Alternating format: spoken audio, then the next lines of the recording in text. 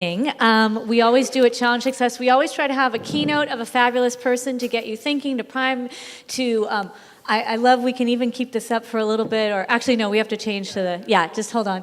And then we do this interactive piece. And what we do is we have come up with scenarios. And we're going to give you some scenarios, and you're going to turn to a partner, and you're going to introduce yourself if you don't know that partner. If you're married to them, you don't have to introduce yourself. And then you're going to kind of think about how you would handle the scenario. And then we're going to tell you our take on it. And this is going to help you sort of apply what you heard Brad talk about to some real life situations. Okay? Are you game for this? So the first scenario, scenario 1, is the science project. Okay? Your 8th grader has a big science project due in 2 days. My script is a little bit longer than one we could fit on the slide, okay? Your 8th grader has a big science project due in 2 days. The project, which weighs heavily in her final grade, will be displayed at the school science fair. She came up with the project, collected data, and created a poster and a report. She is really proud of her work and invites you to look at her poster and read the report, which you do. You notice multiple errors and information gaps and think that she can improve with a bit more work. You're worried about both her grade and about her being embarrassed in comparison to other kids. So the first question I have for you is, what would you do? And the second one is, if your kid were in high school, would you do something differently? And if so, why? So you have an 8th grader, you've got this thing happening where you don't think the report and the project meets your expectations, you're worried about her grade and her being embarrassed. Turn to a partner, you're going to talk for just a few minutes, and then we're going to call you back together with some ideas. Go. Okay. We're going to do a quick poll. Rather than go around and ask each of you to speak out and tell us what you discussed, we're going to do a quick poll here, and raise your hand, and if you don't fit any of these, we'll have an F, which is the other, which is not the grade of F, I should say, okay? So, all right, if you thought that you would just do nothing in this situation, just raise your hand. Just do nothing, letter B. Okay, a couple of you. Okay, how about casually offer some feedback? Okay, how about insist that she fix errors? Totally not being honest. You are totally not being honest, people. Okay. Ask if she wants your help, and then if she says yes, you offer. Okay. Outsource to a tutor. That's like my favorite answer. Okay. Let's start by saying what you really like. Remember, she is proud. The key word in that is she comes to you. She's proud of what she's done. If you start out right away with, by the way, this needs to be this, what happens to that feeling of pride, right? Thank you. Thank you for being honest. I'm going to turn it over to Brad. Brad, what's your reaction to this and what you think folks should do? Maybe, Paul, can you go back to the question? Well, first of all, by 8th grade, there's a lot of disadvantages to having adolescents, but one of the advantages is they are a little bit more sophisticated cognitively, so you can have a different kind of conversation with them. If she says she's proud, that's certainly the first thing to ask into. What makes you proud? What are your sources of pride? Any one of these individual debates or dilemmas we want to use to leverage into a larger conversation. And so particularly whatever the topic of this science fair project was, what about that interested you? And how did you decide how much energy to invest in this? Then, if it's a concern of yours, you can move it into this area of evaluation and assessment, which is, do you have a sense of what kind of grade you're going to get in this? You could ask, does it matter to you what the teacher thinks, or is it more important to you what you think? Because, one of the crucial dilemmas for middle adolescents is, what is the basis for my self-esteem? Is the basis of my self-esteem what I think of me, or is the basis of my self-esteem what others think of me? And every child struggles with that. And you want it somewhere in the middle, because if it's only what you think about yourself, then you're a narcissistic jerk, because you think you're great. If it's always what other people think, then you have no identity of your own. So part of it is taking your cues from her, asking her certainly if it makes sense, if she has any things that she'd be open to hearing from you, but also, like I said, enlarging that dialogue beyond this particular project towards what are your sources of pride, what are your objectives. If the grade does matter to you, what is your goal for the grade in this? What would you like to get? And why? You say you want to get an A. Why? What's in it for you? When we deepen, when we peel back the layers beyond these kind of rote responses and questions, they may not respond to us, but they begin conversing with themselves. And that's the most important conversation, particularly during adolescence. It doesn't matter what they say to you. What matters is what they say to themselves and how deep that conversation that's interior and internal is, even if you never hear a word of it. So those are some of my thoughts about this. No, I think that's great. I think as a parent, there is a real struggle because, especially with these science projects, and I think this has probably happened to you, you walk into the science fair and it looks like engineers with PhDs have done these projects, and your kid has the little fluffy cloud project or whatever, and it's not that you're embarrassed for you, although some of you might be, but it's more that you just really don't want to crush her. She's proud of this, and you don't want her walking in and being completely crushed. You want to spare her that moment. So I get it, but I think that idea of actually that moment could be a really a source of pride. Everyone else's engineer parent did this, and I did this myself. So you could be actually preventing a really prideful moment. How you handle that, sure. Right?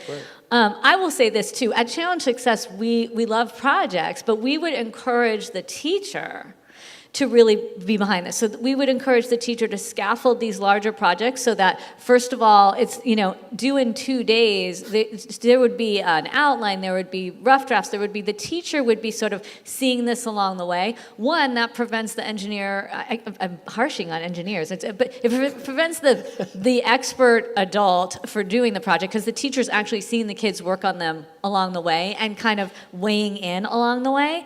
And then the other thing that happens with that is the teacher has a sense of where everybody is and can offer appropriate scaffolding so that it will spare that sort of total embarrassing moment. So that's one thing that we would do. The other thing would be to have a rubric for assessing, so that it's very clear how you're being assessed. And half the time as parents, we never think to ask about this, but it may be that the teacher doesn't care at all about spelling and proofreading and at this particular thing, and they're really looking at innovation or scientific thinking or curiosity, and that's going to be weighed much more heavily, and you would know that from the rubric. So again, you can ask your child, well, is there a rubric, and have you looked at this? Sometimes they might not know. We're out there encouraging teachers as they think about doing project-based learning in the long run, how to really do it in a way that is scaffolded, that has a very clear assessment policy, that would maybe spare you some of this. But I think the bigger question is, how do you know when to jump in? Like, when are the consequences so large that a parent should jump in and rescue? How would you answer that? And one answer to that question goes back to what I said a moment ago, which is, by adolescence, that's not something for the parent to decide. That's something that the parent and the teen figure out together. So the question that Denise just asked, which is an excellent question, is a very legitimate and growth-promoting question to ask your child, which is, at what point do you think I should jump in?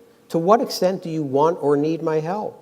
To what extent is my help or my availability hindering your growth? And like I said, they're not going to come up with quick, intelligent, thoughtful responses, but you're triggering, you're spurring something that's a more significant conversation internally.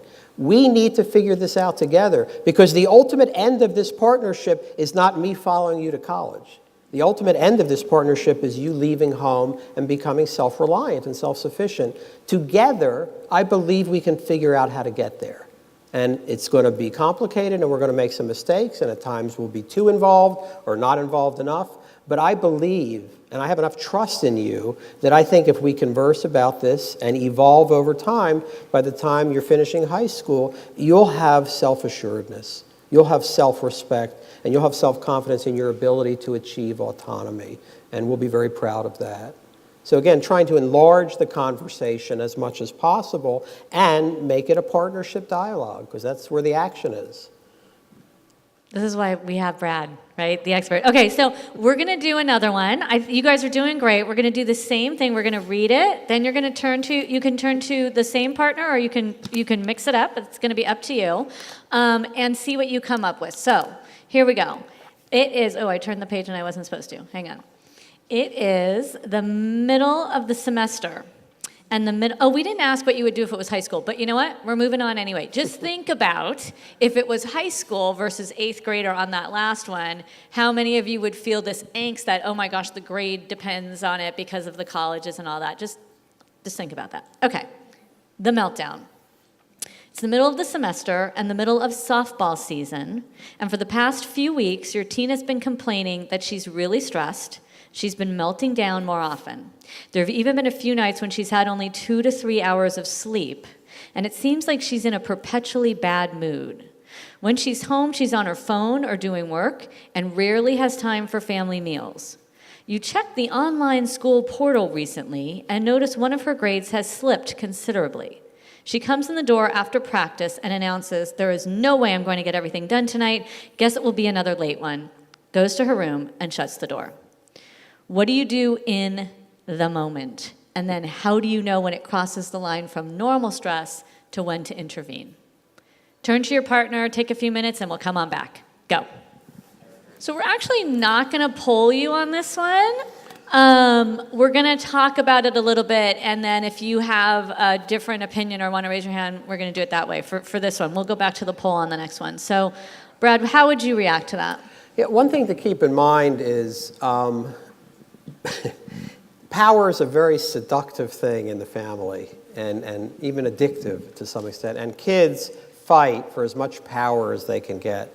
But just because they get it doesn't mean it's good for them. In that sense, it's kind of like a drug. You know, you get it, but it's not necessarily good for you.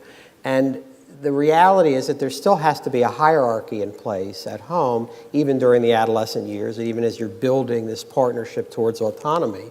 So one thing to keep in mind is, as parents, you still get to pull rank. And if you don't like what's happening, you do get to step in. You don't have to be your kid's friend. You don't have to be the popular parent or the parent that all the other kids like being with. And so if in this case, for example, you find this behavior worrisome, you have the right to say, look, one or more of these things have to go. Either you're losing your phone privilege, or we're going to have a discussion about exactly how much you're trying to take on and whether you can continue softball, because what we're seeing right now is not someone who's leading a well-balanced life. To which, of course, she'll say, oh, yeah, but I have to do this, and if I don't play softball, then I'm not going to get into the college that I want, or the team will be disappointed. But like I said, children are outsourcing a lot of their decisions to us. They disown these dilemmas and throw it on to us. And sometimes, going back to that psychodialysis model, we have to take it, metabolize a little bit, and send it back.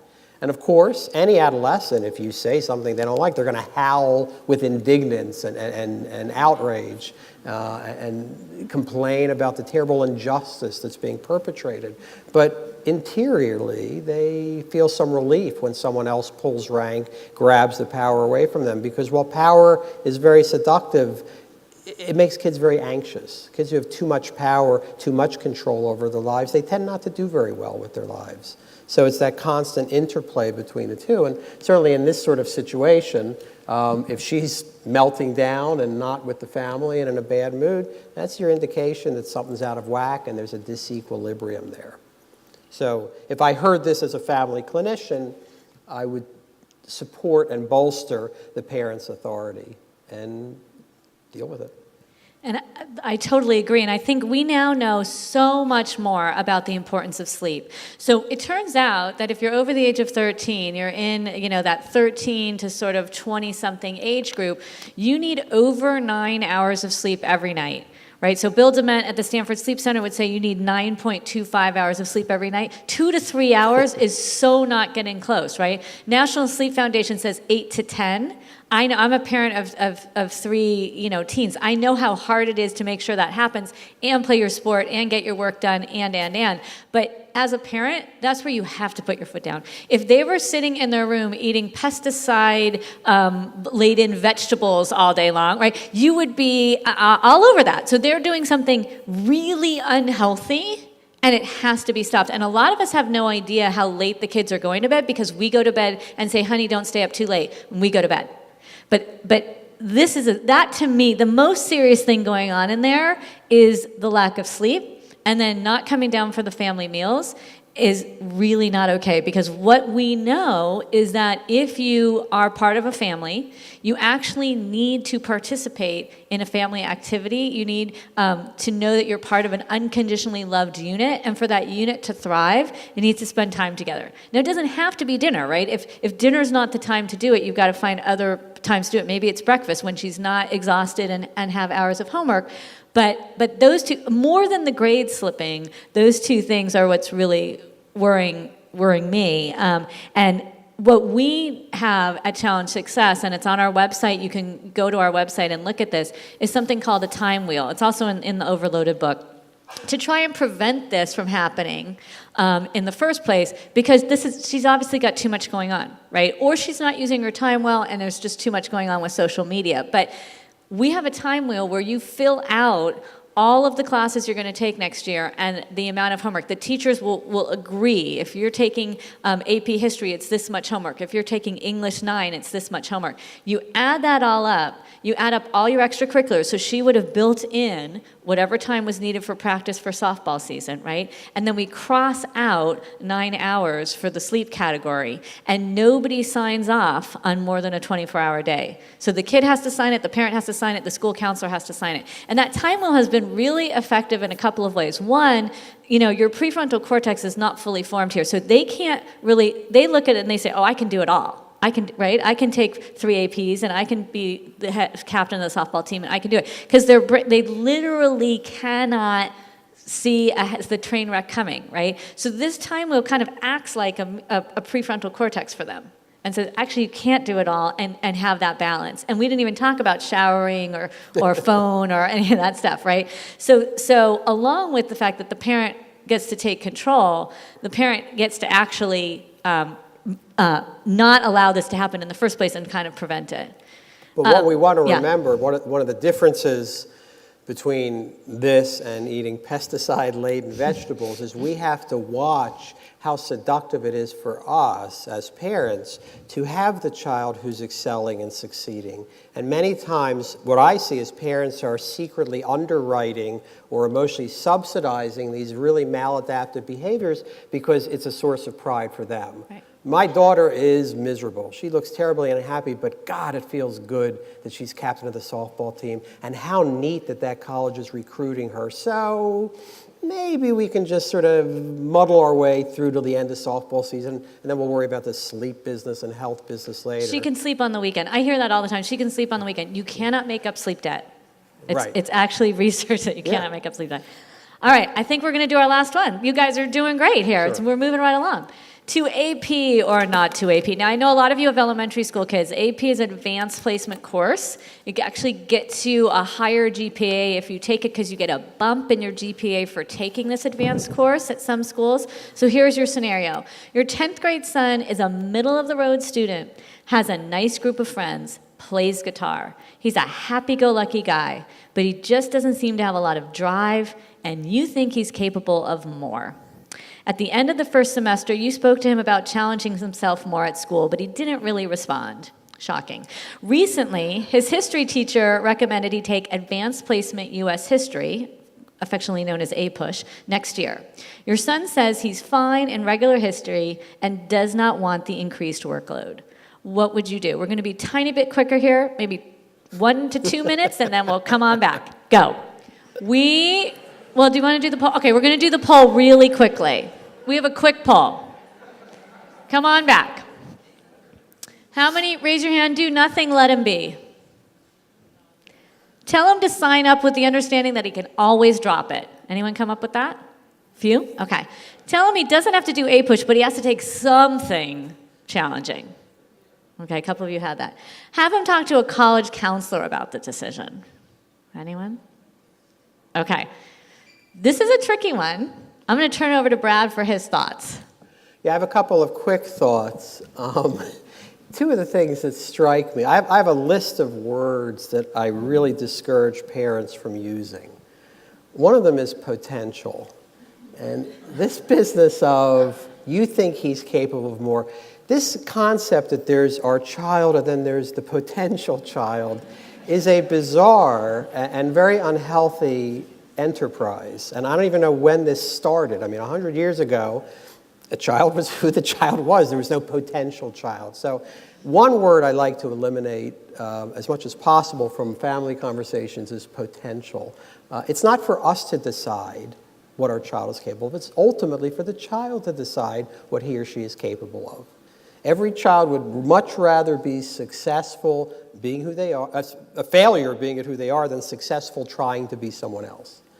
Another word that I'm not crazy about, wait, where is this?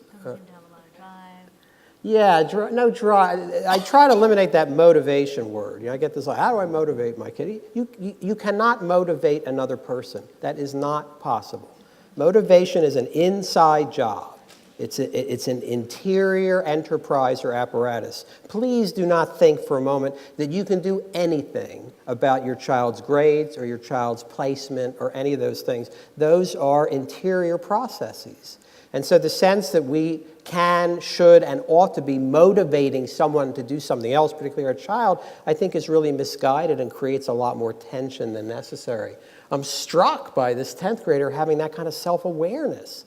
I mean, self-awareness to me is the greatest psychological achievement of all. This 15-year-old, if he's in 10th grade, is fine in regular history and doesn't want to increase workload. My Lord, how many 15-year-olds have that kind of self-observation, the capacity to observe yourself and know what you want and what you're capable of? So I think it's such a great scenario because it helps us to eliminate certain words that I think are destructive, like potential and motivation, and reminds us that if you don't have self-awareness, it doesn't really matter what you're accomplishing. You'll be miserable.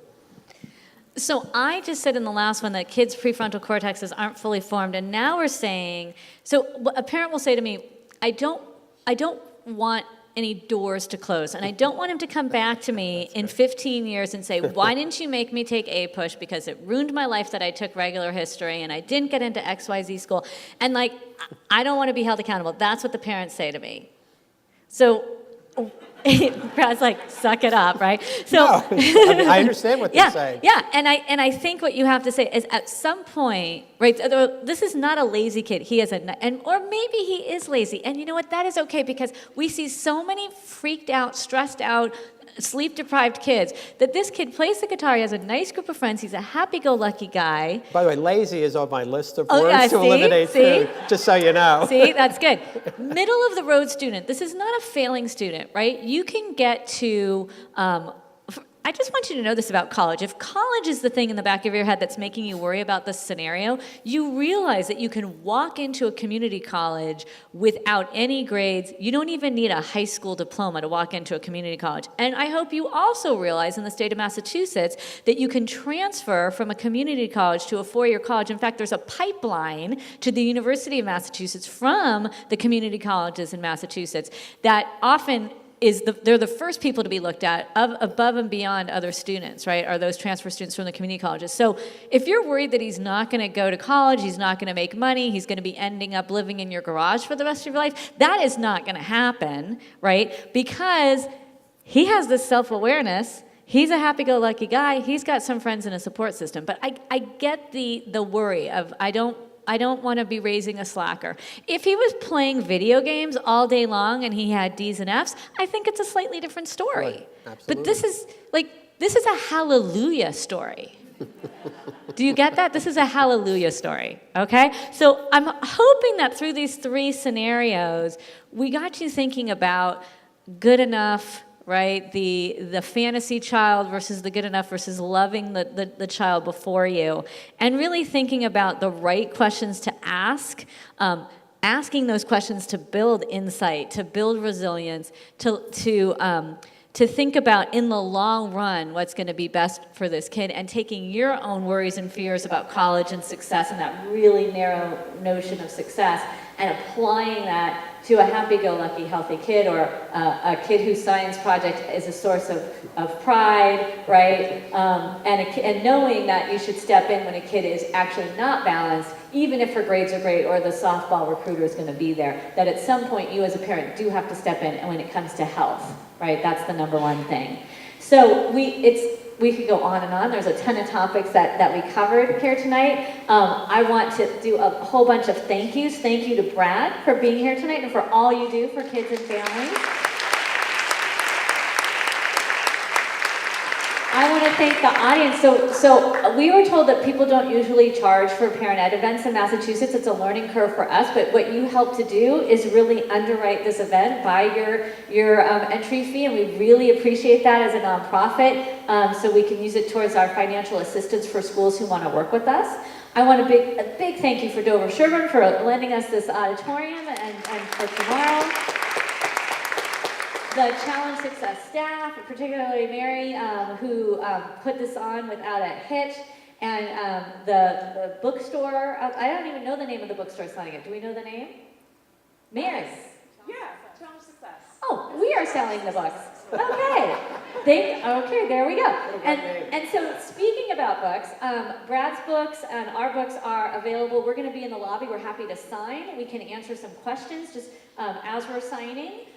Watch your email. We're going to send out just a super brief survey because this is the first time we've done this in this era. We want to learn what worked. It was Friday night tough for you. Should we do it on a different night, a different time? We have questions for you on that. And if you haven't already done so, like us on Facebook, follow us on Twitter, visit our website. We have lots of resources. And of course, if you are so moved, we are a nonprofit. You can pick up an envelope or a text to give card to make a donation. Thank you, all of you, for joining us tonight. Each of you has taken a positive step this evening by showing up, by learning more about how to support your kids, and it's always great to have these conversations in a new community and spread the word, because we know it takes all of us working together to best support our schools and to make sure that all of our kids thrive. So thank you, and we'll see you out there at the book signing.